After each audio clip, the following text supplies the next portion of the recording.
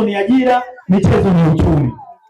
Kama tutakuwa na timu mbili ambazo zote zinacheza ligi kuu na tukaweza kurudisha dabi yetu ya Tanga ambayo ni moja ya dabi kubwa kabisa zilizoko kwenye nchi hii, nawahakikishia itarekebisha mambo mengi yakiwamo masuala ya kiuchumi. Ni mafanikio yanayosema amefanikiwa ni kwa sababu ya serikali inakilia maanani swala la michezo kuhusu miundombinu, lakini pia na kuweka bajeti, lakini na mazingira mazuri ambayo yanazingatia uwekezaji. Kurudisha heshima ya Tanga kwenye mpira wa miguu nchini.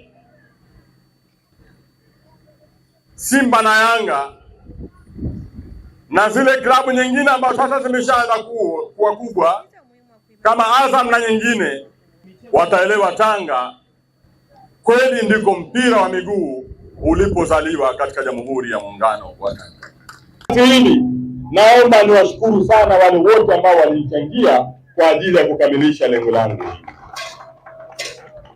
Amezalini kwa kuwa nilikuwa na dhamira njema, ndugu zangu, milioni 170 niliweza kuichangisha ndani ya wiki mbili.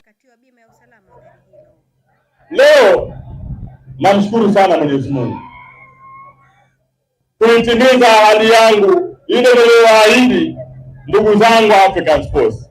Lakini tumshukuru Mungu zaidi, maana mara ya kwanza tulisema tutanunua Costa, lakini Mungu amejalia tumekwenda kununua gari kubwa zaidi ya Costa. Klabu hii kwa sisi kushirikiana wote wanatanga na wana African Sports, tunahitaji irudishe ukubwa wake. Nimedhamiria tutahakikisha kwenye klabu yetu hii tutakuwa na jengo hapa angalau na ghorofa 3. Tutahakikisha klabu hii ya African Sports inakuwa na uwanja wake tena wa kisasa.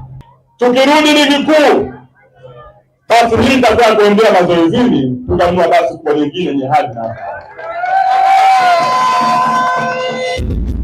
nikisema huwa namaanisha ninachosema. Anayesema yule alikuwa maneno tu ya kisanaa mwambie aliahidi Costa, lakini leo ameleta tata.